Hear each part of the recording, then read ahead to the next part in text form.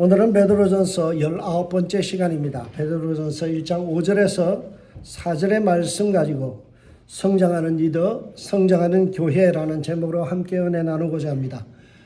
제가 오늘 이렇게 설교 제목을 잡은 것은 책 제목을 패러디했습니다.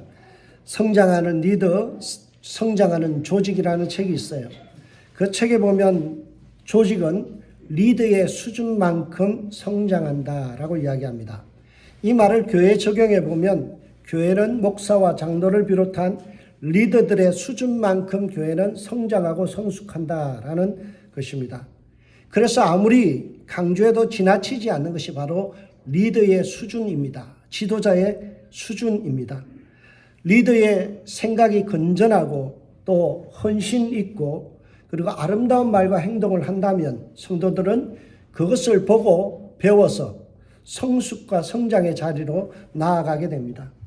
그래서 건강한 교회가 되기 위해서는 먼저 기도해야 될 것이 목사를 비롯한 교회 장로님들, 리더들, 특히 권사님들 이런 분들이 성장하고 성숙할 수 있도록 여러분들이 기도해 줘야 돼요.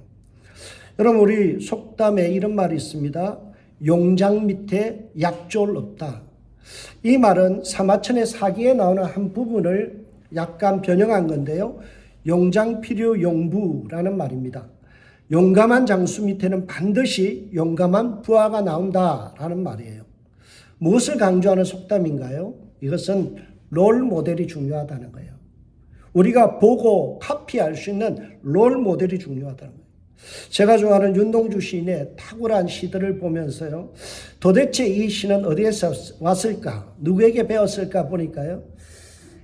백기행, 우리가 흔히 백석이라는 그 시인이 있습니다.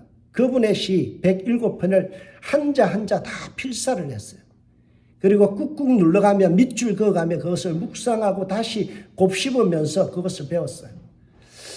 여러분 백석의 시는 누굴 또 모방했는가 하면 프랑스의 시인 프란시스 잠이라는 그 탁월한 시인의 시를 그대로 공부했던 거예요.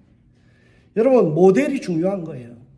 누구의 시를 보고 묵상하느냐가 탁월함을 결정하는 거죠. 따라하다 보면 어느 순간인가 우리는 닮아가고 있는 것을 보게 됩니다. 여러분 자녀들이요 말하지 않아도 닮아요. 늘 아침에 눈 뜨면 보니까요. 저희 고향의 사람들이 제가 한국 가면요 어떻게 그렇게 아버지하고 똑 닮았나 그래요. 외형적으로 닮은 게 아니에요. 말투, 걸음걸이 다 닮았대요. 왜 그럴까요? 짧은 시간이지만 아버지가 보냈던 그 시간들 속에서 제가 보고 카피했던 거거든요. 말투, 식사 습관 다 보고 배운 거예요. 여러분 마찬가지로 신앙생활에도 어떤 신앙의 롤 모델을 배우고 그것을 표준으로 삼는가가 중요하죠. 특히 고난과 위기 속의 시간을 보내는 자들에게 신앙의 롤 모델은 참 지대한 영향을 미치는 것들을 보게 됩니다. 고난 속에서 롤 모델이 보여준 신앙의 모습 그대로 우리는 따라서 행동하며 대처하게 되어 있습니다. 우리 성도님들 가만히 보면 기도할 때 저의 말투와 습관적으로 쓰는 단어들을 카피하는 것을 보게 돼요. 왜 그럴까요? 지도자의 기도를 배워나가는 거죠. 평소에 무의식적으로 우리는 보고 있지만은 어느 순간인가 우리는 카피하고 닮아갑니다. 그래서 목사님과 장로님들 그리고 권사님들이 평소에 보여준 신앙의 모습이 중요하죠. 그것이 교과서입니다. 여러분 평소의 모습 이게 중요한 거예요. 아무도 보지 않을 때 당신은 누구입니까? 그게 여러분의 영성이고 그게 모습이에요. 그것을 성도들은 그대로 카피하고 있다라는 거예요. 베드로 사도는 이 롤 모델의 중요성을 깊이 인식하면서 불시험 속에 처한 고난받는 공동체의 지도자들을 향하여 오늘 말씀합니다. 그게 3절의 내용이죠. 양무리의 본이 되라. Being examples. Being examples. 뭐가 되라고요? 본이 되라. 롤 모델이 되는 거예요. 좋은 롤 모델이 되어야 된다라고 오늘 성경은 말씀합니다. 여기서 본이 되라라는 헬라어를 보면 투토스라는 이 단어의 뜻은요. 똑같이 찍어내는 빵틀, 쉽게 하면 거푸집 또는 우리가 붕어빵틀 같이 붓고 이렇게 반죽을 물에다 이렇게 섞어가지고 어때요? 부으면 그대로 찍혀 나오잖아요. 이게 뭔가 하면 본이라는 거예요. 양무리를 찍어내는 여러분이 거푸집 털이 되라는 거죠. 인격과 삶을 찍어낼 수 있도록 여러분들 스스로가 하나의 털이 되어주라라는 거예요. 교회 리더들의 생각과 말과 삶이 우리 보이지 않는 성도들의 털이 돼요. 빵틀이 돼요. 거푸집이 돼요. 그래서 여러분들, 우리 성도님들이 그것을 그대로 배워가는 거예요. 리더의 신앙 수준만큼 평신도를 따라하며 헌신합니다. 초두에 말씀드린 대로 조직은 리더의 수준 이상으로 성장할 수 없다는 거예요. 여러분들이 그래서 저를 위해서 기도해 줘야 될 것은 제가 성장하고 성숙해야만 여러분들이 보고 배울 게 있어요.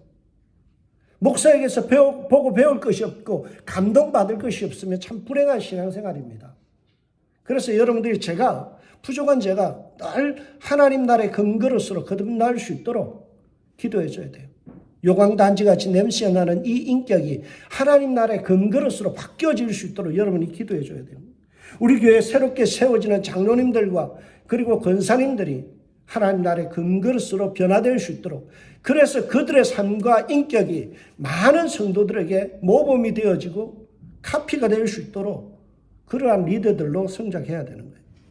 이런 생각을 기반으로 베드로는요, 일반 장로들보다 조금 더 탁월하고 성숙한 자기 자신 베드로를 오늘 고난을 겪고 있는 공동체의 롤 모델로 제시합니다.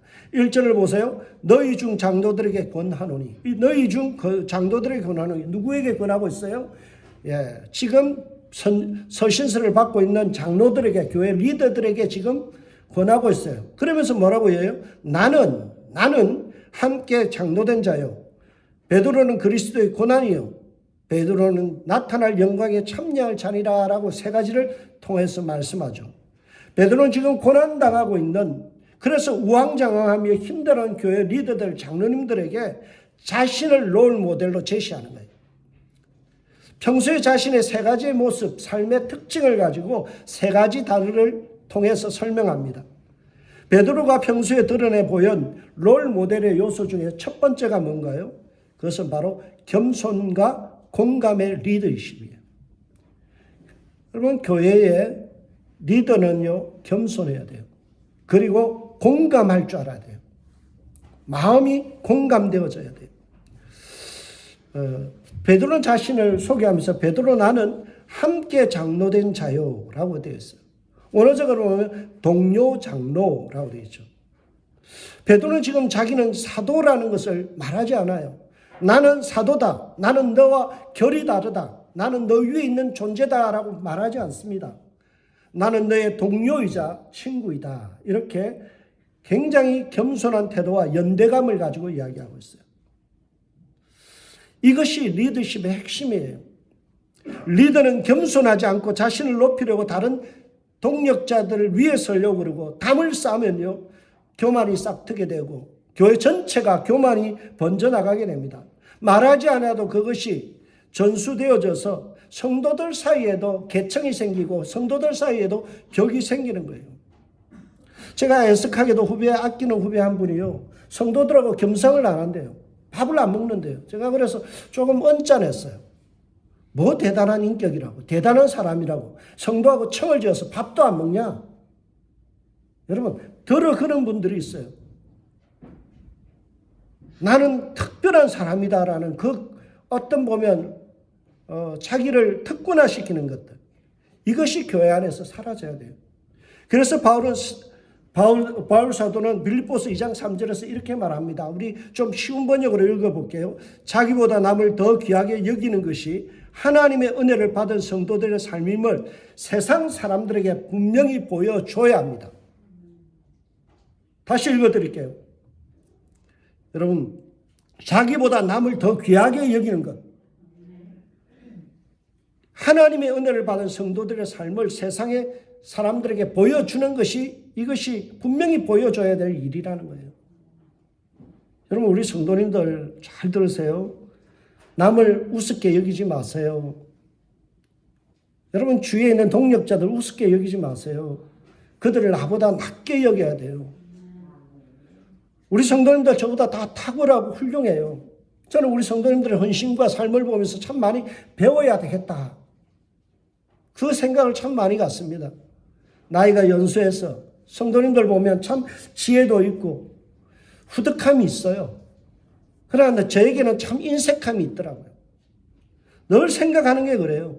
참 못났다. 주님 나라에서 못난이가 이렇게 리더의 자리에 앉아있다는 게 창피하고 송구할 때가 있습니다. 여러분들 남을 좀 존귀하게 여길 줄 알아요. 주위에 있는 동력자들을 존귀하게 여기는 것이 바로 은혜 받은 성도가 분명히 보여줘야 될 삶의 태도라는 거예요. 교회 리더의 자리에 앉으신 분들, 특별히 목사, 장로, 권사의 직분을 받은 분들은요, 겸손하고 동력자 의식을 갖고 수평적인 리더십을 가져야 돼요. 교회 내 수직적인 리더십을 가지면 안 돼요. 세상 조직은 다 수직이에요. 그래서 피라미드의 정점에 있는 사장이나 회장이 지시하면 어때요? 따라야 되죠. 교회는 그런 곳이 아닙니다. 교회는 뭐예요? 다 어깨동무하고 함께 걸어가는 동력자예요. 믿음의 선배님들이에요. 주님 앞에 가면요, 제가 동생이에요. 형님 장로님들이고요, 형님 누님 권사님들이에요. 이런 동력자 의식이 없이 수평적인 리더십을 생각하지 않으면 우리는 교만하게 돼요. 여러분, 교회 리더의 자리에 앉으신 분들요, 어린아이들도 나의 동력자다. 주님 앞에 가면 다 같은 형제요 자매라는 것을 인식하고 그들 한 영혼 한 영혼을 귀하게 수평적으로 여겨야 돼요. 교회는 높고 낮음이 없습니다. 교회는요, 잘난 사람 못난 사람 없어요. 다 주님 앞에 사랑받는 한 형제요 자매일 뿐이에요. 목사라고 해서 역할이 다른 거죠. 말씀을 전하는 사역을 맡은 그 외에는 여러분과 다른 것이 없어요. 여러분의 동생이에요. 여러분의 오빠예요. 그거에 지나지 않아요. 그것을 생각하고 여러분들이 함께 동력자로 살아가시길 주의 이름으로 축원합니다. 이렇게 겸손하게 동력자 의식을 가진 리더는요, 항상 자신을 따르고 믿고 있는 그들에게 관심과 섬김의 행동을 드러내게 됩니다. 오늘 본문에 보면 함께 장로된 자, 이 말을 직역하면 어떤 말인가 하면 너희와 함께 있는 장로. 베드로의 마음이 어디에 있다고요? 너희와 함께 있다 그 말이에요. 항상 성경에 보면 그런 말이죠. 내 소떼에게 마음을 두며 내 양떼에게 마음을 두라. 성도들은요, 마음이 헛헛할 때가 많아요. 마음이 텅 공허할 때가 많죠. 그럴 때마다 우리 리더들은 어떻게 돼요? 그들의 마음에 같이 있어야 돼요. 그들의 외로움과 그들의 마음 아픈 공허한 그 마음을 위로하기 위해서 그 자리에 같이 있어야 돼요. 마음이 동력해야 돼요. 마음이 하나 돼야 돼요. 베드로 사도는 자신을 그래서 뭐라고 이야기하는가 하면 성도의 가디언, 후견인이다라고 이야기합니다. 우리말에는 번역되어지지 않은 부분이 2절에 감독자로 섬기면서라는 말이 어떤 사본에는 있고 어떤 사본에는 없어요. 근데 우리 대부분 성경에 보면 감독자로 섬기면서라는 말이 있습니다. 그런데 이것을 우리 성경은 번역하면서 그것을 뺐어요. 여러분, 감독자 그러니까 뭔가 일을 감독하는 사람 이렇게 생각하죠. 그러나 이 말은요, 에피스코포스라는 이 말이 우리 에피스코팔 처치 있죠. 예, 성공회.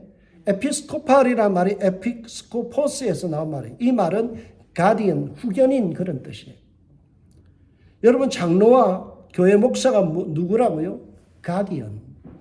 그들의 후견인이라는 거예요. 여러분, 후견이 뭐 하는 사람인가요? 한 사람이 잘 되기 위해서 뒤에서 모든 지원을 아끼지 않는 사람, 그것이 후견인이에요. 여러분, 리더라는 것은 후견인이에요. 그들을 잘 돌보는 사람이에요. 그래서 감독자로 설명하는 단어가 뭐예요? 섬기면서라는 형용사예요. 여러분, 교회 리더는 뭐 하는 사람이에요? 섬기는 사람. 그러나 오늘날 교회는 자꾸만 오해하고 있어요. 감독자 또는 장로 목사하면 오버시어, 관리자 이런 생각을 해요. 그래서 주로 쓰는 말이 비숍이라는 말이죠. 특급 계층화되는 거예요. 여러분, 관리자가 아닙니다. 목사는 관리하는 메인트랜스 하는 사람이 아니에요. 미니스트리, 그걸 넘어서 미셔너리가 돼야 돼요. 우리는 그들을 섬기고 그들을 돌보는 일에 헌신하는 거예요. 여러분, 이 감독자라는 에피스코포스라는 말을 구약 성경을 번역할 때 쓰는 때가 있어요. 그게 언제가 하면 하나님의 방문, 비지팅이에요. 여러분, 하나님의 신방, 그게 뭔가 하면 바로 이 에피스코포스예요. 하나님이 방문하신 가장 확실한 때가 언제였어요? 바로 성자 하나님께서 우리의 죄를 해결하시기 위해 찾아오시고 십자가 지신 그 사건이 바로 하나님의 비지팅이죠. 이게 바로 감독자의 역할이라는 거예요. 한 영혼을 구원하기 위해서 그들의 죄의 문제를 해결하기 위해서 주님께서 십자가 지시고 이 땅에 낮아지시고 성육신하신 이 사건, 이게 뭐예요? 하나님의 임재잖아요. 그래서 예수님이 태어나실 때 임마누엘, 무슨 뜻이에요? 하나님이 너와 함께 하시다. 이게 바로 가디언, 이런 뜻이에요. 지도자, 교회 지도자라는 말의 뜻은 뭐라요? 내가 죽고 그들을 살리는 사람. 예수님처럼 십자가 지고 그들의 영혼을 구해내는 사람. 그게 가디언이에요. 저를 비롯한 장로님들 그리고 교회 리더의 자리에 앉으신 분들, 앞으로 리더가 되셔야 될 다음 세대 리더분들에게 간곡하게 부탁드립니다. 성도에게 마음을 두세요. 모든 마음이 나에게 쏠려 있지 말고요. 주위에 있는 동력자들, 함께 예배드리는 그들에게 마음을 두세요. 그들이 어떻게 하면 힘을 얻을 수 있을까? 어떻게 하면 저희들에게 기쁨이 있을 수 있을까? 그것을 생각해야 돼요. 지난주에 제가 장을 보러 갔는데요. 배추 세일 하더라고요. 아내하고 그랬어요. 이거 참 보쌈에 가서 하면 맛있겠다 그래서 갑자기 김장하고요. 보쌈문을 했어요. 저하고 아내하고 둘이서 열심히 준비했어요. 왜 했을까요? 성도님들 마음에 일주일 동안의 삶 속에서 지치고 힘들었는데 밥 한 끼라도 따뜻하게 먹이고 싶은 거예요. 마음이라도 조금 위로받았으면 좋겠다. 그런 마음으로 준비하는 거예요. 저와 우리의 교회 리더들은 항상 성도들의 마음에 같이 하고 그들의 후견인이 되어서 그들이 어떻게든 살아날 수 있을까? 어떻게 하면 기가 살 수 있을까? 어떻게 하면 생명력을 회복할 수 있을까? 여기에 관심을 두는 저와 여러분들 되시기를 주의 이름으로 축복합니다. 두 번째로 베드로가 평소에 보인 롤모델의 요소 중에 특이한 것은 뭔가요? 그것은 뼈아픈 실패를 함께 나누는 거예요.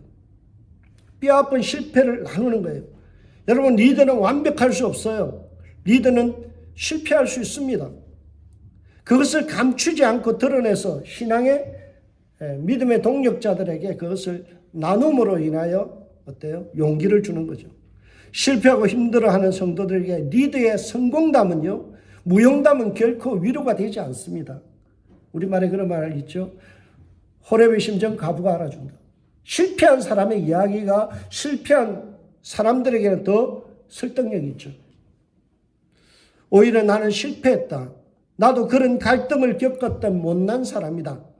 그러니 실망하지 말고 용기를 내라. 이 메시지가 오늘 본문에 있어요. 베드로사는 연전열패하며 실패하고 있는 그 믿음의 동력자 장로들에게 자신을 뭐라고 이야기해요? 그리스도의 고난의 증인, 이렇게 이야기하죠. 이 말은 나는 과거에 뼈아픈 실패를 경험한 실패자다. 창피한 고백이에요. 베드로는 과거에 예수님께서 십자가 지실 때 3번이나 예수님을 모른다고 부인했던 실패자입니다. 그리스도의 고난의 증인이라는 말은요, 예수 그리스도께서 십자가 지실 때 그때 나는 어떤 모습이에요? 실패자의 모습입니다. 다른 사람은 다 주를 버릴지라도 나는 주를 버리지 않겠다고 호언장담했던 그 뻔뻔스러운 사람이에요. 비겁한 사람이에요. 그래 놓고 도망쳤잖아요. 그래서 지금 그리스도의 고난의 증인이라는 이 말은 예수님이 고난 받으실 때 그 자리에 머물러 있었지만 나는 주님을 외면한 실패자다, 이 말이에요. 왜 베드로가 자신의 그 뼈아픈 과거의 실패담을 이야기할까요? 용기를 내라는 거죠. 그렇게 예수님을 3번이나 부인했던 실패자인 나도 하나님 앞에 다시 사용받고 있다. 나도 사도로 쓰임받고 있다. 그러니 너희들도 기죽지 말아라는 거예요. 너희들도 힘내고 다시 한번 일어서라는 거죠. 다시 일어나서 고난의 현장에서 한번 실패할지라도 다시 일어나서 너의 믿음의 길을 걸어가라 라는 거죠. 나를 봐라. 얼마나 뻔뻔한 사람이냐. 주님 십자가 질 때 그렇게 부인하고 모른다 했던 나도 지금 사도로 사역하는데 너희들이 한 번 넘어졌다고 해서 왜 그것 때문에 기죽어 있느냐. 다시 일어나서 주님의 길을 걸어가면 된다라는 거죠. 이런 취지에서 그리스도의 고난의 증인이라는 이 표현은요, 리더는 어떤 고통에 있어서도 목양일에 하는 일에 있어서 발을 빼서는 안 된다는 거예요. 넘어질 수 있다. 그러나 다시 일어나서 목양의 길을 걸어가라는 거죠. 가디언의 길, 이 후견자의 길을 걸어가는 거예요. 모든 박해가 리더에게 먼저 오게 되죠. 우선적으로 박해의 표적이 될지라도 뒤로 물러서지 말라는 메시지를 전달하고 있는 거예요. 저를 비롯한 우리 믿음의 동력자 여러분들 신앙생활 만만하지 않아요. 세상 살아가는 거 만만하지 않죠. 목사인 저도 교회를 상대로 해서 사역하는 저도 실패하고 넘어질 때가 있는데 교회와 세상 속에서 빛과 소금의 역할을 감당해야 되는 여러분의 삶이 얼마나 퍽퍽하고 힘들까요? 얼마든지 넘어질 수 있습니다. 실패할 수 있습니다. 그거 개념치 마세요. 다시 일어나서 주님의 길을 걸어가면 되는 거예요. 제가 좋아하는 말이 있다고 그랬죠. 작심삼일. 여러분 3일 만에 마음 먹었던 게 무너지면요. 다시 작심하면 돼요. 그래서 3일 또 하면 돼요. 또 마음이 무너지면요. 또 3일 동안 어때요? 열심히 살다가 실패하면 또 다시 일어나서 마음 새롭게 하면 되는 거예요. 여러분들 우리는 완전할 수 없어요. 목사라도 장로라도요. 실수합니다. 실패합니다. 그것이 전부가 아니에요. 주님의 돕는 손길이 함께하고 있고 주님께서 우리의 모든 실수와 실패를 용납하시고 우리를 다시 쓰신다는 이 마음을 가지고 여러분들이 묵묵히 걸어가야 될 십자가의 길, 고난의 길, 성도를 뒤에서 후원하며 후견인의 역할을 감당하는 이 일들을 잘 수행하는 저와 여러분들 되시길 주의 축복합니다. 세 번째로 보면 베드로가 평소에 보이는 롤 모델의 세 번째 요소가 뭔가요? 소망을 품고 사는 자세입니다. 베드로 사도는 자신을 나타낼 영광에 참여할 자라고 설명합니다.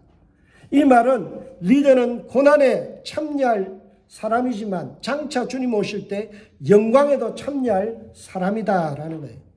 그것을 바라보고 주님 심판의 날 우리가 주님 앞에 칭찬받고 그리고 잘했다 인정받는 그것을 바라보며 우리의 마음이 꺾이지 않아야 된다.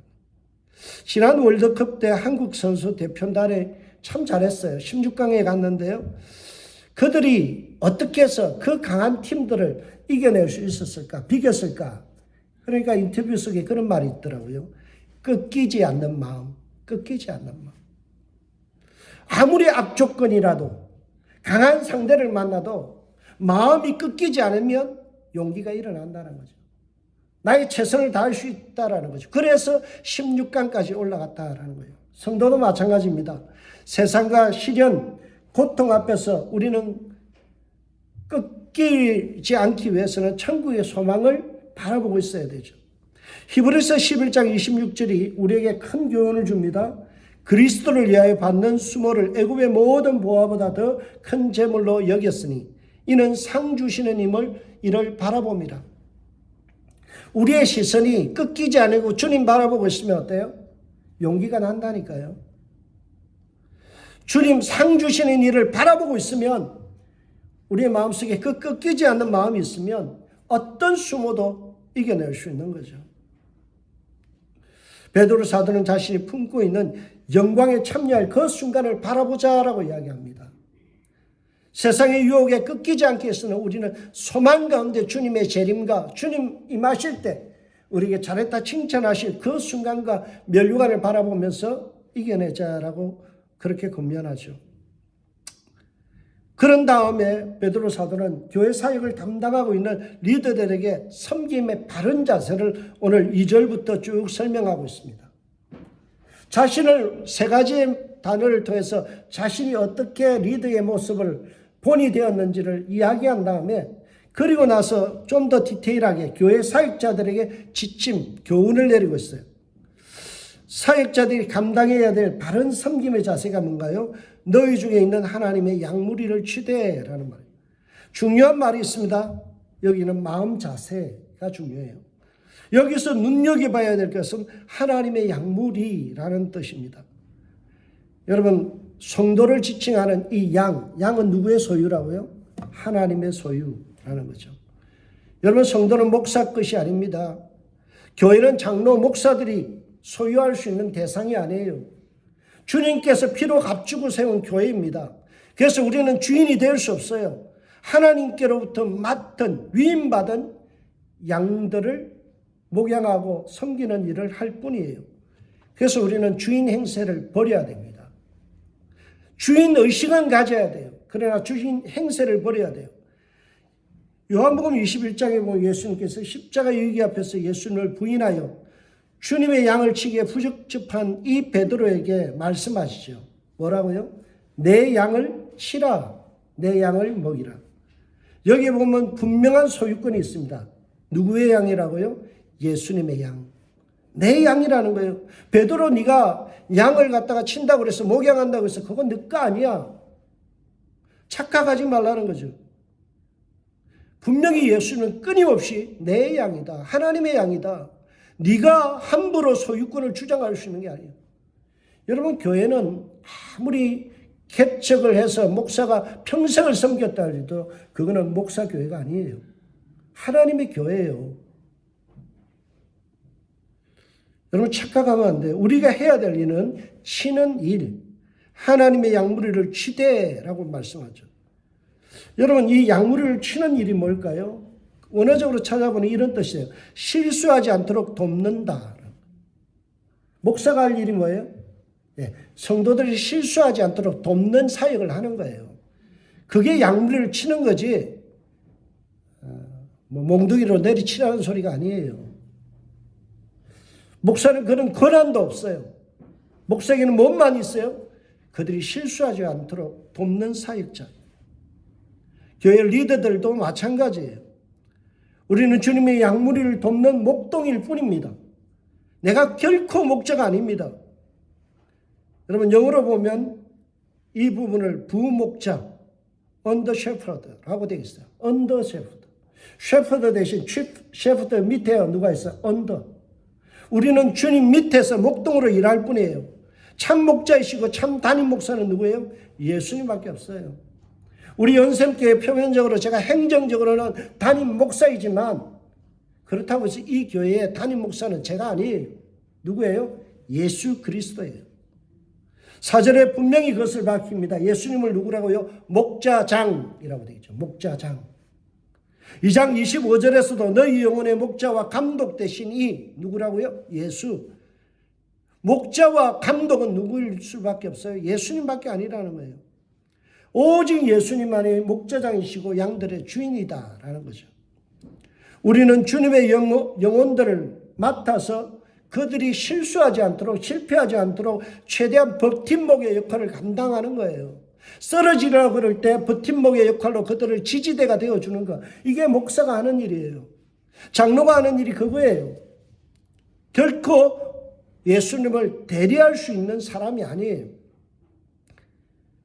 많은 분들이 목사들이 예수님을 대리해서 목회하는 줄 알아요. 그것은 잘못된 생각이에요. 영혼을 섬기는 일일 뿐이지 대리자라고 착각하면요, 타락하게 됩니다. BST 주석을 쓴 에드먼드 목사님께서 오늘 이 부분을 주석하면서 이렇게 이야기합니다. 교회 리더가 예수님을 대행하려고 할 때 영적 폭력을 가하는 자가 되고 만다. 잘 들으세요. 제가 혹시나 예수님의 자리를 대신하고 대신 대행하려 하면요, 영적인 폭력자가 된다는 거예요. 만일 목사가 그리고 장로님들이 암묵적으로 교회에서 예수님 대리자의 행세를 할 때요, 주인 행세를 하게 돼요. 그러면 성도들 마음속에 어떤 마음을 심어주는가 하면 예수님의 교회의 주인이 아니라 목사가 주인이구나. 장로님이, 저 교회는 장로님이 주인이구나. 이 생각을 심어준다는 거예요. 이게 영적인 폭력이에요. 영적 그루밍이에요. 절대 해서는 안 되는 거예요. 주님 위에 누구도 이 교회의 주인이 될 수 없다는 것을 우리가 명심해야 돼요. 그래서 우리는 내가 담임이 아니다. 내가 이 교회를 개척한 것이 아니다. 주님께서 피로 값주고 세우신 것이다. 이 마음을 가져야 돼요. 그리고 우리는 오직 그들을 섬기고 그들이 쓰러지지 않기 위하여 오직 사랑의 마음으로 영혼을 대해야 돼요. 요한복음 21장에 보면 예수님께서 베드로에게 내 양을 먹이라, 내 양을 치라 라는 이 목양의 특권을 부여하시기 전에 단서를 답니다. 그게 뭔가요? 우리가 잘 아는 내가 나를 사랑하느냐. 주님께서 3번이나 묻잖아요. 베드로에게 내 양을 먹이라, 내 양을 치라, 목양의 특권을 허락하시기 전에 단서를 달아요. 그게 뭐예요? 네가 나 사랑하느냐. 이 말은 무슨 말이에요? 주님 사랑하는 마음, 성도 사랑하는 마음 없이는 목양할 자격이 없다는 거죠. 여러분, 교회 리더가 되어야 될 첫 번째 조건이 뭐예요? 사랑으로 충만한 거예요. 교회 권사님들 속에서요, 사랑이 충만해야 돼요. 교회에서 사랑이 없으면 아무것도 아니요. 아무것도 아니요. 정말 아무것도 아니라는 거죠. 교회 리더의 마음속에 사랑이 없다 그러면요, 그 사람은 자숙해야 돼요. 스스로가 물러나서 1년이고 주님 앞에 자숙하면서 내 마음에 사랑으로 가득 차기를 기도해야 돼요. 주님의 공동체를 섬길 때 주인 행사하는 마음을 버리고 오직 사랑하는 마음으로 성도를 대해야 돼요. 여러분, 사랑이 기반이 되어질 때 어떤 일이 일어나요? 자원한 후 기꺼이 하게 되고요. 약물의 본이 되는 거예요. 사랑이 있으면요, 자원하게 되죠. 여러분, 사랑하는 자녀들에게는요, 어떻게 해요? 걔가 말하지 않아도 뭘 해요? 용돈도 집어주고, 뭐 필요한 거 없냐? 밤에 뭐 아프다 그러면 달려가서 또 간호해주고 그러죠. 이게 왜 그래요? 사랑하는 마음 때문에 자원하게 되고, 자원하면 기쁜 마음으로 기꺼이 하게 되고요. 그런 모습이 약물이에요. 자녀들에게 본이 되는 거예요. 아, 우리 엄마는 참 좋은 엄마야. 나도 저런 엄마 될래. 이것이 약물의 본이 되는 거예요. 특별히 여러분들 자원하는 마음으로 하기 위해서는 사랑이 풍성해야 돼요. 자원하게 되면요, 기쁜 마음이 일어나죠. 이런 모습이 성도들에게 모범이 되는 거예요. 여러분, 사랑이 결핍되었을 때 우리에게는 문제가 생기는 거예요. 저는 성경을 보면서 사랑으로 사역하신 탁월한 우리의 모델이 있어요. 누구일까요? 예수 그리스도. 예수님은 자원하여 제자들의 발을 씻기셨어요. 기꺼이 그들의 죄와 허물을 지시기 위하여 십자가에 오르셨어요. 온유와 겸손으로 영혼을 돌보셨어요. 죽는 순간까지도, 십자가에서 매달려 죽는 순간까지도 저들의 죄를 용서해달라고 기도하셨어요. 그래서 베드로전서 2장 21절에 보면 그리스도도 너희를 위하여 고난을 받으사 너희에게 본을 끼쳐 그 자취를 따라오게 하려 하셨느니라. 예수 그리스도의 모범이 뭔가요? 발을 씻기는 거예요. 사랑하는 마음으로 용납하는 거죠. 베드로같이 참 재수없는 사람 어디 있어요? 그렇게 호언장담하면 나는 배신 안 하겠다 해놓고 철수까지 약속해놓고 그냥 3번이나 부인하고 도망쳐버렸잖아요. 근데 주님께서 사랑하는 마음을 가지고 요한복음에 보면 어때요? 조반을 차려놓고 아침 밥상을 차려놨어요. 그리고 얘들아 밥이나 먹고 사냐 그래요. 와서 먹어라. 그리고 나서 오늘 우리가 잘 아는 말씀, 내 양을 먹이라, 내 양을 치라는 말씀하죠. 정말 자격으로 따지면 사랑받을 자격이 없는 그들도 주님은 사랑하셨다라는 사실이에요. 이게 성도의 그리고 교회 리더의 모습이 되어야 된다는 거죠. 만약 이 좋은 자세를 배우지 않으면 우리는 잘못된 탈선된 리더십을 보이게 됩니다. 오늘 본문에 지적하는 억지로 마지못해 하게 되고요. 자신의 유익을 위해서 일하게 되고요. 그리고 자신만이 옳다는 주장하는 자세를 갖게 된다라는 거죠. 이런 잘못된 리더들은요, 공동체를 시험 들게 만듭니다. 그래서 우리는 억지로 하는 마음을 없애기 위해서는 뭐예요? 사랑의 마음으로 할 수 있어야 되고요. 자기 유익을 구하지 않는 사역자가 되기 위해서는 사랑으로 사역하는 사람 되어야 돼요. 자기만 옳다라고 주장하는 이 마음을 버려야 돼요.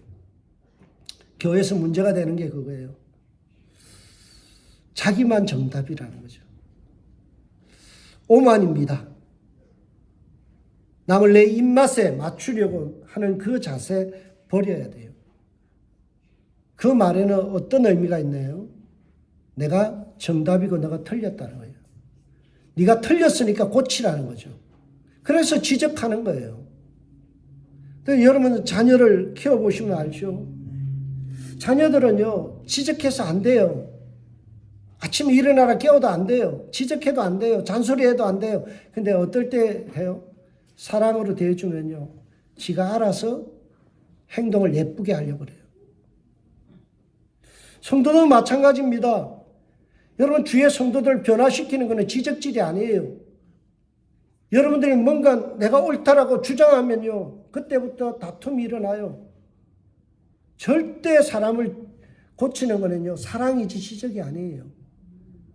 여러분들 주위에 있는 분들 용납하고 용서하고 그들을 사랑으로 용납해 줄 때 그들의 삶이 한 단계 한 단계 성숙해지는 거예요. 보고 배웁니다. 여러분이 사랑하면 사랑을 배우고요. 용납하면 용서를 배우는 거예요. 여러분들이 용납하고 용서하지 않는 그런 협소한 마음을 갖고 있으면 성도들은 다 그거 배웠어요. 싸움쟁이 됩니다. 싸움닭 됩니다. 그래서 우리가 정말 교회가 아름다워지기 위해서는 내 삶이 한 단계 한 단계 어제보다는 오늘이 오늘보다는 내일이 더 성숙해지고 성장하기 위하여 사랑으로 용납하는 사람이 되어야 될 줄 믿습니다. 이런 좋은 롤 모델이 되어질 때 어떤 보상이 우리에게 주어지나요? 그것을 오늘 사전에 말씀하죠. 목자장이 나타나실 때 시들지 않은 영광의 간을 얻으리라. 이게 무슨 말일까요? 예수님을 더 깊이 만나는 축복이 있다라는 거죠. 좋은 롤 모델로 살아준 리더들에게 영원한 영광의 관을 쓰게 하겠다라고 말씀하죠.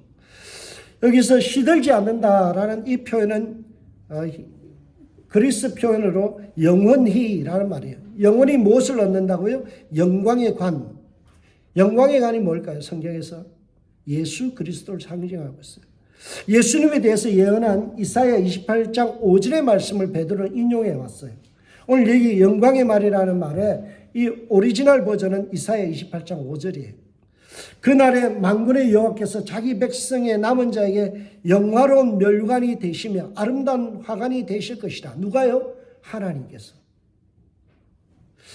우리를 위하여 가시관 쓰신 그 성자 하나님께서 우리의 멸관이 되신다는 거죠.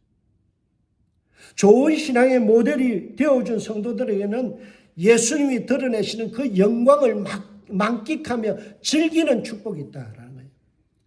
그래서 요한복음 17장 24절을 보면 예수님께서 이렇게 기도해요. 아버지요, 내게 주신 자도 나 있는 곳에 함께 있어.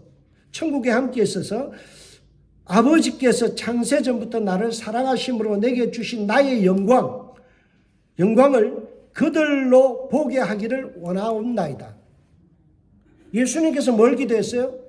하나님께서 내게 주신 이 아름다운 영광을 종말에 주님 재림하시면 성도들도 그것을 마음껏 누리게 그 영광스러움을 만끽하게 하여 주옵소서라고 기도했어요.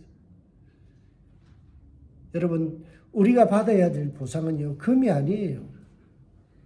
주님으로부터 받는 것이 귀하집, 대궐 같은 귀하집이 아니에요. 우리가 받아야 될 보상은요, 주님과 더 가까이 영광스러운 그 주님 옆에서 그 아름다운 주님의 그 영광을 바라보며 그 주님의 영광 속으로 깊이 들어가는 것, 주님의 그 아름다움을 만끽하는 것, 그게 우리가 받을 최상의 보상이라는 거예요. 탁월한 리더에게는 주님께서 이러한 보상을 주신다는 거예요. 세상에서 잘 먹고 잘 사는 보상이 아니에요. 주님이 말씀하시는 이 보상은요, 영원한 시들지 않는 면류관, 영광의 면류관. 주님이 바로 이 면류관 되세요. 주님이 우리의 상급 되세요. 주님의 그 영광스러움을 우리는 누리게 되는 것입니다. 사랑하는 우리 동력자 여러분, 우리는 모두 리더입니다. 지도자입니다. 가정에서, 직장에서 또는 자손들에게 우리는 모델이에요. 교회에서 여러분들도 또한 리더입니다. 우리는 어떻게 살아야 될까요? 베드로가 보여준 이 세 가지의 모델대로 또 우리의 마음속에 사랑으로 충만한 마음으로 그렇게 살아가심으로 인하여 여러분을 보고 있는 많은 동력자들에게 모델이 되어 주시길 주의 이름으로 축복합니다. 여러분의 삶이 교과서가 되고 여러분의 삶이 정답이 되어서 다음 세대들이 그 권사님처럼 나 신앙생활하고 싶어. 나는 저 장로님 같은 인격을 갖고 싶어. 그렇게 배움의 장을 펼쳐나가는 저와 여러분들 되셔서 주님 앞에 갔을 때 주님의 그 영광스러움을 마음껏 누리는 저와 여러분들 되시길 주의 이름으로 축원드립니다. 기도하겠습니다.